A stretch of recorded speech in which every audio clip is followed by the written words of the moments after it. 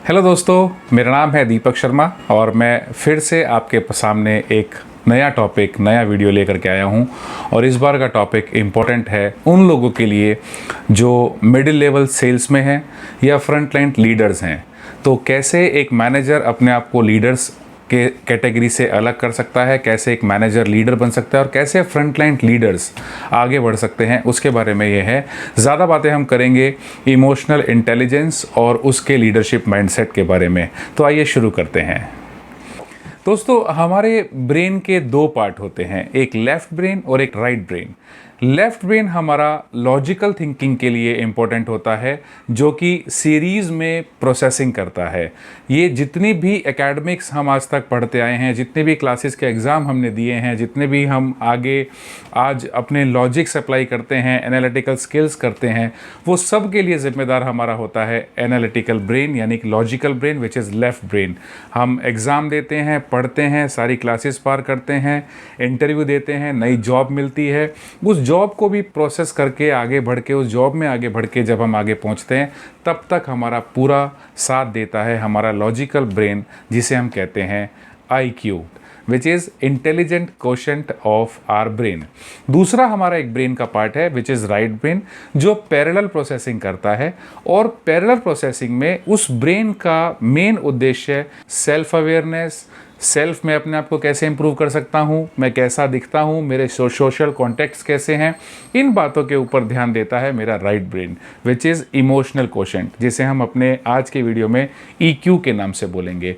तो ये पूरा वीडियो आज का मेरा इस EQ को डेवलप करने के लिए है। और क्यों ये EQ इतना इम्पॉर्टेंट है किसी भी एक सेल्स के जुड़े हुए व्यक्ति से, या किसी मिडिल लेवल मैनेजमेंट के मैनेजर से, या फिर किसी फ्रंटलाइन लीडर से, किस तरह से इस EQ का उपयोग करके आप अपने करियर में आगे बढ़ सकते हैं, आप वो सफलता प्राप्त कर सकते हैं जो सफलता की हमेशा आप कामना करते हैं। तो अगर मैं आज आपको इस EQ को डेवलप करने के कुछ 4 पॉइंट्स बताऊं, तो आप मेरे साथ बने रहिए। हम शुरू करते हैं कि कैसे हम अपने EQ को डेवलप करके, अपने इमोशनल इंटेलिजेंस को डेवलप करके, इमोशनल क्वोशंट को डेवलप करके किस तरह से हम एक अच्छे लीडर बन सकते हैं। दोस्तों, मैंने आपको बताया कि एक हमारे ब्रेन का पार्ट है EQ और एक हमारे ब्रेन का पार्ट है IQ। IQ हमारे ब्रेन का जो पार्ट है वो लेफ़्ट ब्रेन है, जो इम्पोर्टेंट होता है लॉजिकल थिंकिंग के लिए, एनालिटिकल स्किल्स के लिए, बेटर कॉम्प्रीहेंशंस के लिए और एक्सीलेंट मेमोरी के लिए। वेयर एज दूसरे अगर हम छोर पे देखें, जो हमारा राइट ब्रेन है, जो बहुत ज़्यादा इम्पोर्टेंट होता है हमारी सेल्फ अवेयरनेस के लिए, सेल्फ रेगुलराइजेशन के लिए, हमारी सोशल स्किल्स के लिए। ये पार्ट हमारा राइट ब्रेन जो हमारे इन सब चीज़ों के लिए इम्पोर्टेंट होता है। तो कल्पना कीजिए कि अगर हम अपने EQ के स्किल्स, जो कि आपको इस तरफ दिख रहे हैं, प्लस हमारी IQ की स्किल्स, इन दोनों को अगर जोड़ दें, तो this is equal to great success for all middle level managers, all the front line leaders and all the leaders in the world. अगर आप अपने ढंग से EQ और IQ का प्रयोग करें तो आप इज इक्वल टू सक्सेस ज़रूर पाते हैं। आइए इसके बारे में ज़्यादा जानकारी लेते हैं।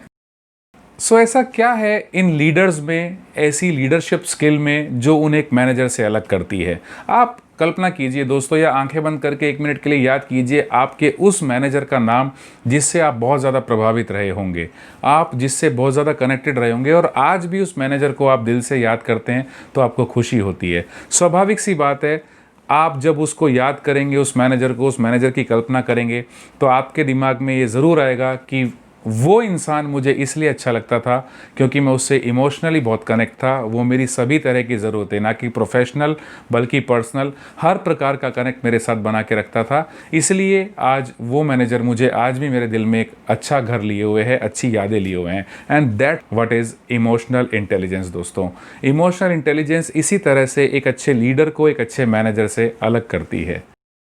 हमें एक अच्छा लीडर बनने के लिए अपनी IQ which is intelligent quotient, उसके साथ साथ अपने IQ को भी डेवलप करना पड़ेगा। हम अपनी मेमोरी को शार्प करने के लिए काफ़ी कुछ करते हैं। इनफैक्ट हम ज़्यादातर इन कामों में इन्वॉल्व रहते हैं कि हमारे एप्टीट्यूड, हमारा लॉजिकल थिंकिंग, हमारी एनालिटिकल स्किल्स हमारी अच्छी रहें और हम हमेशा उसमें कुछ ना कुछ डेवलप करते रहें और अपनी IQ को स्ट्रॉन्ग करते रहें।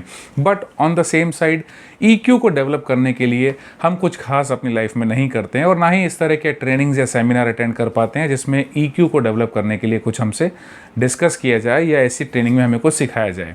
तो आज मैं आपके सामने कुछ 4 ऐसे महत्वपूर्ण पॉइंट्स रखूँगा जिसके ऊपर काम करके आप अपनी इमोशनल कोशेंट को डेवलप कर सकते हैं, अपने अच्छे IQ को अच्छे EQ के साथ मैच करके 100% सफलता पा सकते हैं।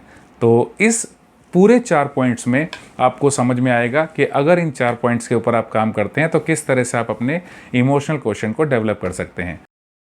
तो पहला पॉइंट है माइंडसेट ऑफ इफेक्टिव लिसनिंग। दोस्तों, हमारे सुनने के भी काफ़ी प्रकार होते हैं।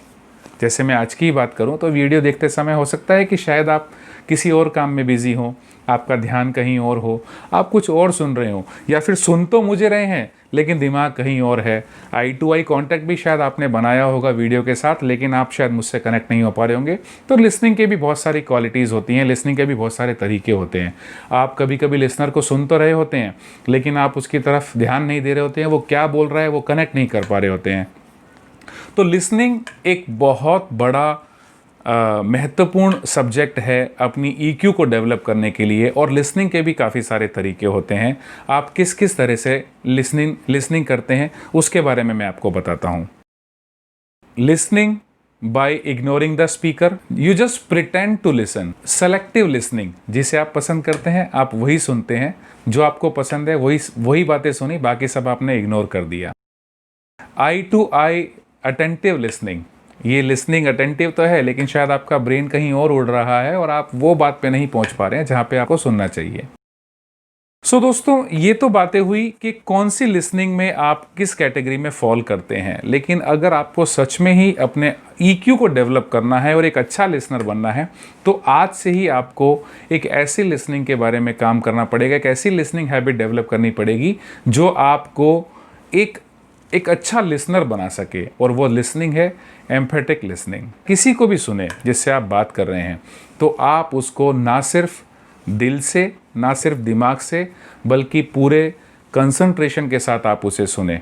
जब आप किसी को सुने तो आप अपना लेफ्ट ब्रेन और राइट ब्रेन दोनों ओपन करके सुने। आप जब भी किसी को सुने तो पूरे हृदय के साथ, दिमाग के साथ अपनी बातों को ओपन करके, आई टू आई कॉन्टेक्ट करके, what does this person wants to convey the message to me, इस उद्देश्य के साथ सुनेंगे तो आपकी लिसनिंग ज़्यादा इफेक्टिव लिसनिंग कहलाएगी और अच्छी लिसनिंग कहलाएगी। तो ये था मेरा पॉइंट नंबर 1, इफेक्टिव लिसनिंग।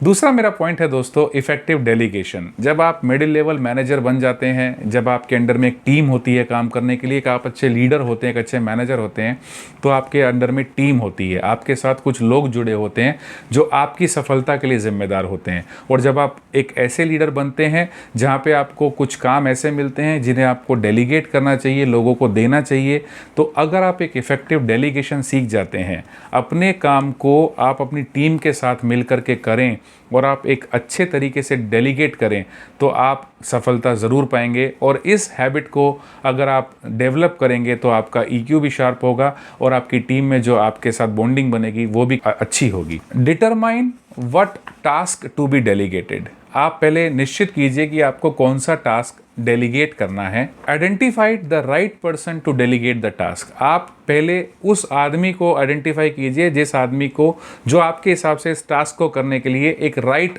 आदमी हो सकता है, एक राइट एम्प्लॉय हो सकता है जो इस काम को पूरा जस्टिफाई करेगा। Assign the task by giving proper training, nurture the employ and उसके साथ उसका पूरा आप उस टास्क को देने के बाद उसके साथ पूरा उसका फ़ायदा उठा सकें, उसके साथ वो काम करके उसका एंड रिज़ल्ट अच्छे से अच्छा कर सके।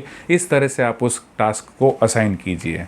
और आखिरी पॉइंट है इवैल्यूएट और मॉनिटर द परफॉर्मेंस। समय समय पर हर इंटरवल में, रेगुलर इंटरवल में आप उसकी परफॉर्मेंस को इवैल्यूएट कीजिए, मॉनिटर कीजिए, ताकि अगर कोई गलती है तो आपकी जो स्किल सेट है उसके द्वारा आप उसकी गलती को कम मिनिमाइज कर सकें और इफेक्टिव परिणाम के लिए उस एम्प्लॉय को प्रेरित करके आप उसके साथ अच्छे से अच्छा रिजल्ट निकलवा सकें। तो रेगुलर मॉनिटरिंग इज इम्पॉर्टेंट। तो ये था मेरा दूसरा पॉइंट जिसमें हमने इफेक्टिव डेलीगेशन के बारे में बात की। अगर एक इफेक्टिव डेलीगेशन आप कर पाते हैं तो आप अपने EQ को और ज़्यादा स्ट्रॉन्ग कर पाएंगे।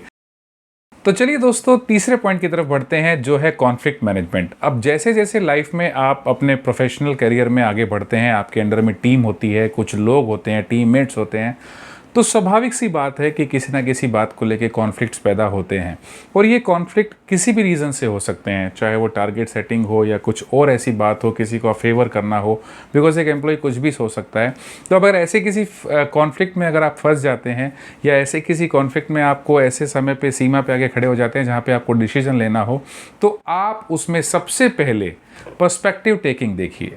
आप जिस भी कॉन्फ्लिक्ट को सुलझाना चाह रहे हैं उसमें सामने वाले के जूते को पहन के देखिए, वियरिंग समबडी एल्स शूज़। आप ये देखिए कि अगर मैं इसकी जगह होता तो मैं क्या सोच रहा होता, मेरी पर्सपेक्टिव क्या होती।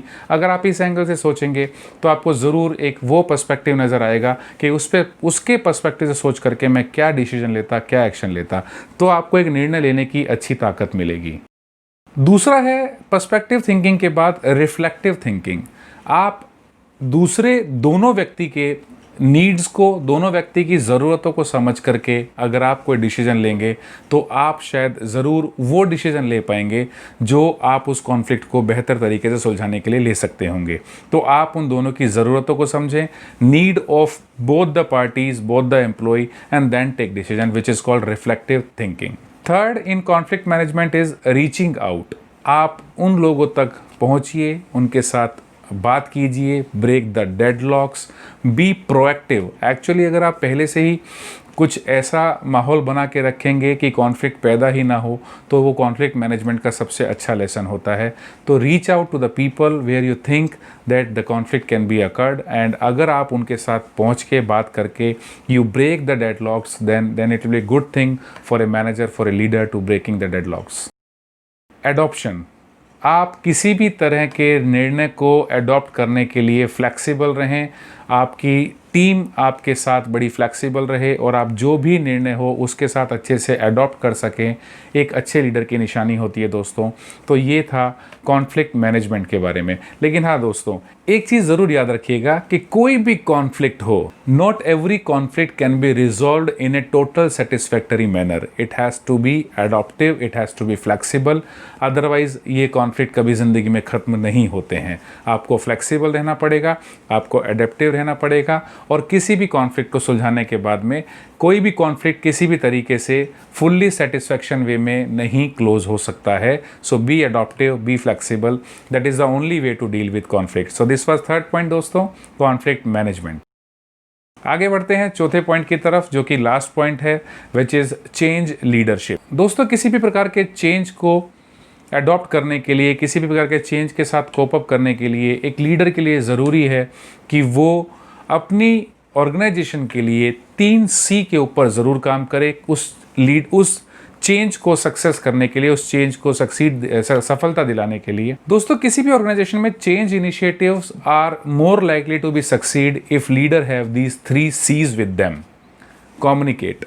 आप अच्छे से अपनी बात को कम्युनिकेट कीजिए, अपने बात को अच्छे से समझाइए, and focus on why rather than what is to be change.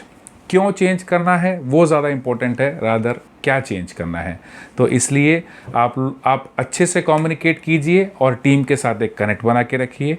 दूसरा C है कोलैबोरेट। अपनी टीम के साथ आप कोलैबोरेट कीजिए, उनका माइंडसेट प्रिपेयर कीजिए फॉर बाउंड्री स्पैनिंग। उन्हें समझाइए कि अगर ये चेंज होता है तो किस तरह से कंपनी की बाउंड्रीज जो हैं वो बढ़ेंगी, कंपनी के जो पर्सपेक्टिव हैं वो किस तरह से आगे जाएंगे, और ये चेंज कितना इंपॉर्टेंट है अपनी ऑर्गेनाइजेशन के लिए, वो आप कोलैबोरेट कीजिए। And the third C is commit. Be patient, be adaptive, and be focused, and be positive. सबसे ज़्यादा ज़रूरी एज ए लीडर आपके लिए उस चेंज के लिए पॉजिटिव रहना, फोकस्ड रहना और अपनी टीम के साथ एक पॉजिटिव कनेक्ट बना के रखना। तो अगर ये CCC के ऊपर काम करेंगे तो ये जो चेंज लीडरशिप का आप रोल निभा रहे हैं ये बहुत अच्छे से निभा पाएंगे और ये चेंज लीडरशिप के जो रिजल्ट्स होंगे वो ज़रूर आपके फेवर में होंगे। यहाँ पे मैं चेंज लीडरशिप के बारे में एक चीज़ ज़रूर कहना चाहूँगा। A key change leadership task is to create a culture of awareness. What we can't accept we can't change. आप अगर उस चीज़ को एक्सेप्ट ही नहीं कर सकते कि वो चीज़ चेंज हो सकती है तो वो चीज़ कभी चेंज नहीं हो सकती। इसलिए कल्चर ऑफ अवेयरनेस क्रिएट करना बहुत ज़्यादा ज़रूरी है।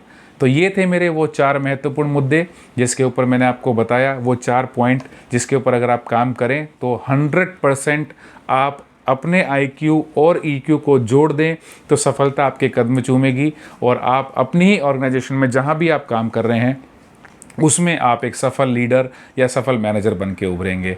तो दोस्तों, ये 4 बातें अपने IQ को और EQ को डेवलप करने के लिए आप अपने रोज़मर्रा की ज़िंदगी में उतारें और इस तरह की लर्निंग बहुत सारी हमारे आसपास जुड़ी हुई है, बस सिर्फ उसे प्रैक्टिकल वे में अडॉप्ट करना ज़रूरी है। तो एक अच्छी शुरुआत करते हैं और उस लर्निंग को प्रैक्टिकल वे में अडॉप्ट करते हैं। और जाते जाते मैं सिर्फ इतना कहना चाहूँगा कि एक ग्रेट लीडर वही होता है जो और ज़्यादा लीडर क्रिएट करता है। A great leader creates more leader.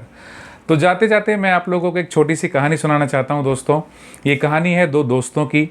क्यों लर्निंग इंपॉर्टेंट है लाइफ में, क्यों सीखते रहना इंपॉर्टेंट है लाइफ में, इसके बारे में मैं आपको छोटी सी कहानी सुनाना चाहूँगा और उसके बाद मैं आपका ये वीडियो क्लोज करूँगा। तो ये कहानी है 2 दोस्तों की जो घूमते घूमते जंगल में पहुँच जाते हैं और जंगल में पहुँचते हैं तो उन्हें सामने एक शेर दिखाई देता है।